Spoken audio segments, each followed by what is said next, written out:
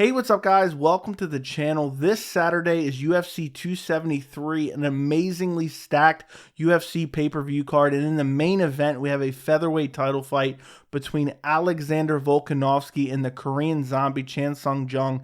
And this is going to be my full breakdown and prediction for this main event. And there's so many great fights on this main card. I've already done a bunch of UFC 273 prediction videos. I will link them all down in the description if you want to go check them out after this one. But this is a fight that I'm excited for, but at the same time, I'm kind of pessimistic about it just because originally Alexander Volkanovski was supposed to fight Max Holloway. We were supposed to get the trilogy in March at UFC 272. Right after they announced it, they then announced that Max Holloway was injured out of the fight, and they decided to move Alexander Volkanovski to UFC 274 in April and substitute Max Holloway for the Korean zombie. And I made a video at the time, and my thoughts at the time were, why not wait and see how long Max is going to be out? Because if he's only going to be out a month or two, you already have a main event in Jorge Masvidal versus Colby Covington for the March card, UFC 272. What does it matter if we maybe move it another month? That way we can have Volkanovski versus Max Holloway, the true deserving #1 contender. Some people say he's still the champion. And, you know, I thought, okay, maybe they know something I don't. Max Holloway must be injured. He's going to be out for a while. That's why they're giving the Korean zombie a shot. Because if you look at the rankings, Max Holloway's ranked #1. #2 is Brian Ortega, who Volkanovski just beat. #3 is Yair Rodriguez, who Max Holloway just beat. And then #4 is Jung, who was on a one-fight win streak. And I don't remember who was #5 at the time, but right now it's Calvin Kattar, but he would have been coming off a loss to Max Holloway. Now he has a win over Giga Chikadze, so he's on a one-fight streak. So it made sense that if Max Holloway couldn't fight, that Korean zombie was the next best bet. But then we find out after they make official Volkanovski versus the Korean zombie, we find out, oh, Max Holloway was going to be fine by the time UFC 273 came out, and that he was willing to serve as a backup for the Korean zombie. So I'm a little bit disappointed in this fight because even though I love the Korean zombie and I love the Volkanovski Korean zombie matchup, I just really wanted to see that Volkanovski versus Holloway trilogy. I just feel like there's so much controversy there that we just need to see it settle. So many people think Max Holloway beat Volkanovski, at least in the second fight, which we're going to talk about here in a little bit. But I just wanted to see it play out for a third time, and then the division could kind of move on a little bit. But either way, I still think this is a very fun matchup. I'm happy to see the Korean zombie get a title shot. And fun fact that I realized when looking at this fight, and it kind of popped into my mind, the Korean zombie has gotten 2 title shots that he necessarily wouldn't have got otherwise if it wasn't for injury circumstances. Because originally his other title shot was against Jose Aldo back at UFC 163. And originally, Jose Aldo was supposed to fight Anthony Pettis, who wasn't even the lightweight champ at the time, but he was coming off a big win. He called out Jose Aldo. The UFC decided to make Jose Aldo versus Anthony Pettis. Anthony Pettis pulled out with an injury. The Korean zombie was on a nice win streak, so they decided, you know what, let's give Korean zombie a title shot. So it's so weird. I wouldn't necessarily call this one short notice. The original one against Jose Aldo was probably like a month out, so that was kind of short notice.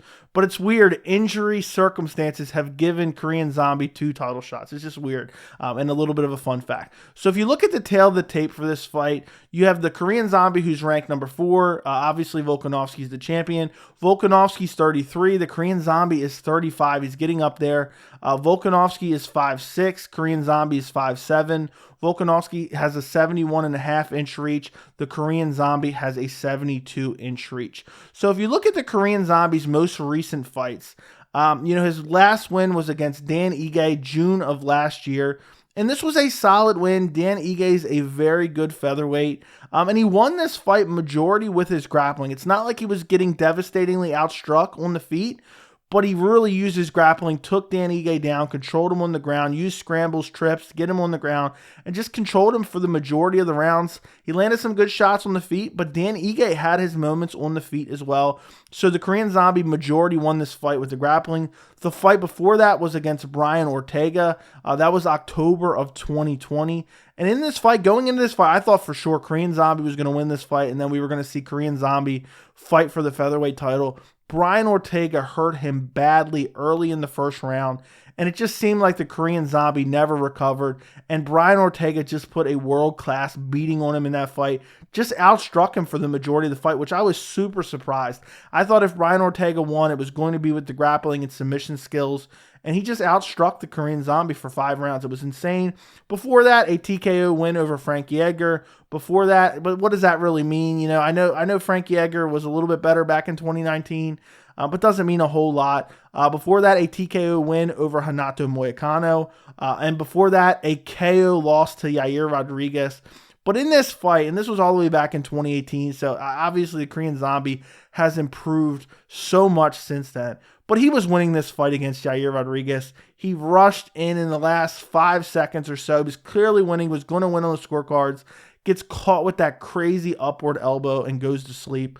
And one other thing that I wanted to mention, it is just insane to me that the Korean Zombie took almost 3 years off because he had to go serve in the military for his home country of South Korea. After he lost to Jose Aldo, he had that shoulder injury TKO, but it was a fight that he was losing back at UFC 163, August of 2013. He did not return until all the way February of 2017, a little over 3 years, or just about, almost 4 years at that point in time. Working on 4 years, he was out of action. It was just insane to have that massive of a gap on his resume. Wasn't injured, just serving in the military in South Korea. And before that Jose Aldo win, he went on a nice little tear. Leonard Garcia by submission, Mark Hominick by KO, which was pretty good at the time, and a Darce submission over Dustin Poirier. But how much does that really mean? I mean, we're looking all the way back, 2011, 2012. Doesn't really mean all that much. That's why I talked about more of his recent wins. You look at Alexander Volkanovski, he's coming off that crazy fight with Brian Ortega. And when I hear people talk about Volkanovski versus Ortega, my head wants to explode because I keep hearing people talk about how great this fight was. And don't get me wrong, I really enjoyed this fight.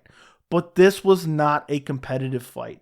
It was a one-sided beatdown by Volkanovski with 2 very close submission attempts by Brian Ortega in that 3rd round, I believe it was. The close guillotine and the close triangle.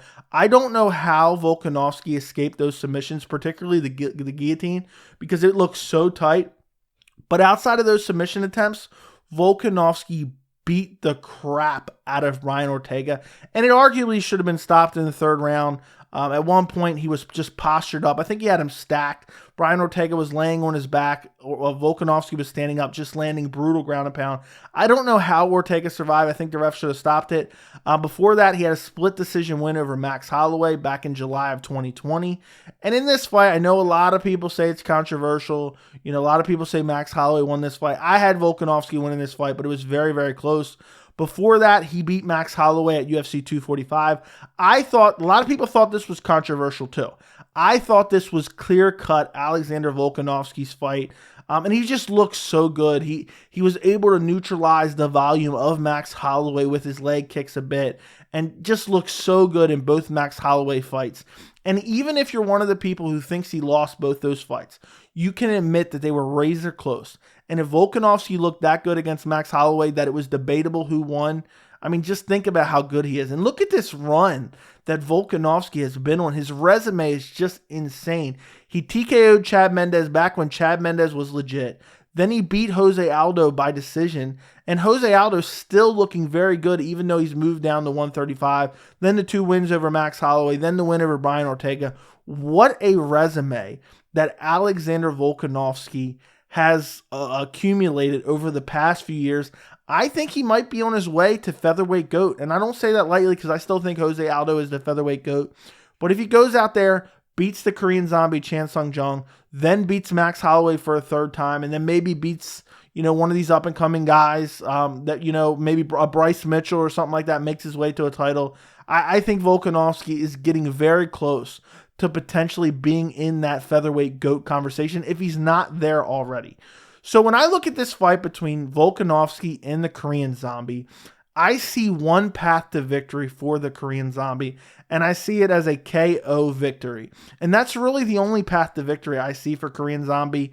And when I see such a limited, set of circumstances for the Korean Zombie to win, it's really hard for me to pick him. When I look at Volkanovski, I see a guy that's so well-rounded, and I have not picked against Volkanovski since the Jose Aldo fight. I picked Volkanovski to beat Mendez. I picked Volkanovski to beat Max Holloway twice, and I picked Volkanovski to beat Brian Ortega. I just can't pick against Volkanovski. I've not picked against him since the Jose Aldo fight.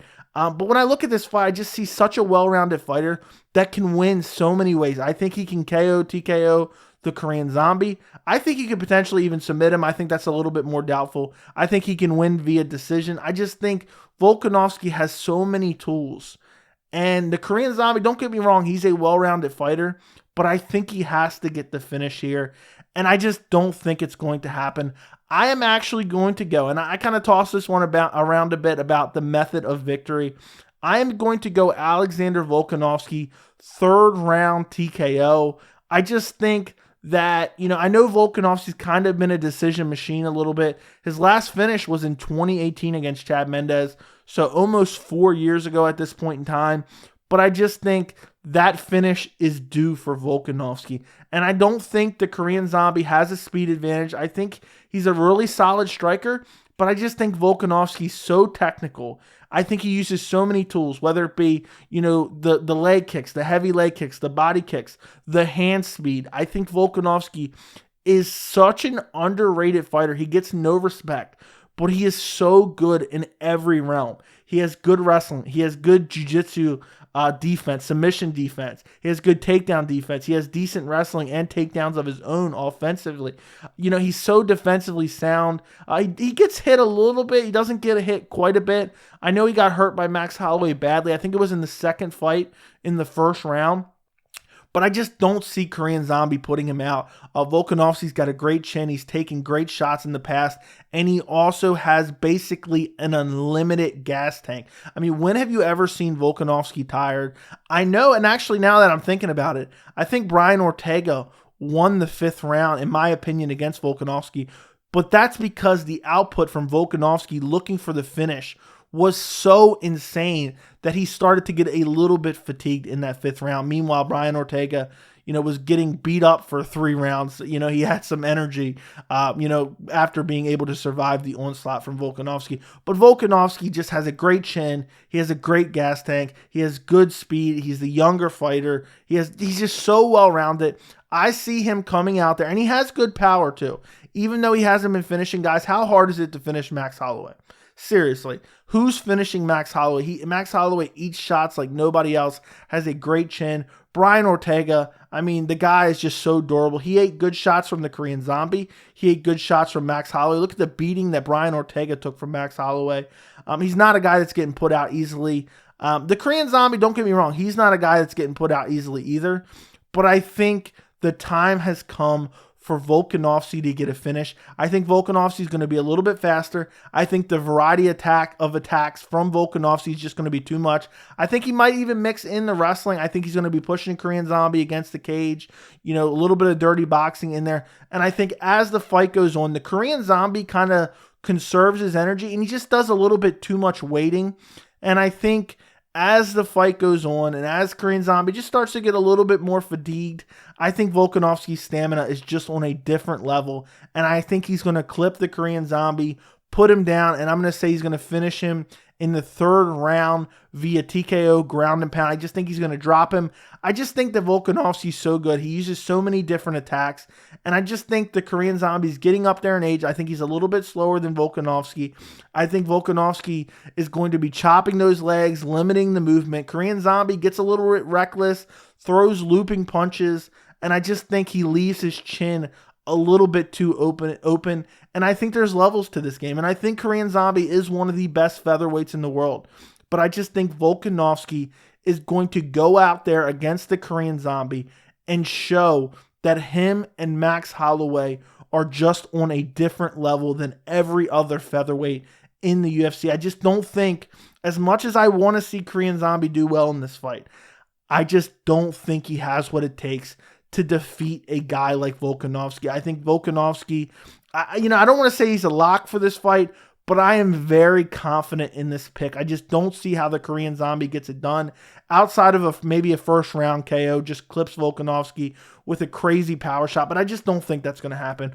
Volkanovski's very defensively responsible, and he has a great chin, and he always comes in great shape, and obviously that leads you to be able to recover from big shots quicker. So even if he does get clipped, I think he'll survive. Volkanovski is just so well-rounded. He's the epitome of a mixed martial artist, and I just really don't think, even if the Korean Zombie wants to go out there and maybe kind of take the Dan Ige route, where he's going to try to take him down, beat him up, control him on the ground, because I do think the Korean Zombie might have the jiu-jitsu advantage, but Volkanovski has great defensive jiu-jitsu, and I just think it's going to be impossible for the Korean Zombie to take Volkanovski down and hold him down for any substantial period of time. So I just really don't see too many paths to victory for the Korean Zombie. I think Volkanovski is drastically underrated by the masses. I think he's one of the best featherweights of all time, and I think he goes out there and proves it on Saturday night and gets his first finish in about 4 years against the Korean Zombie in the third round. Let me know what you guys think in the comments. Don't forget to like the video, and thank you so much for watching.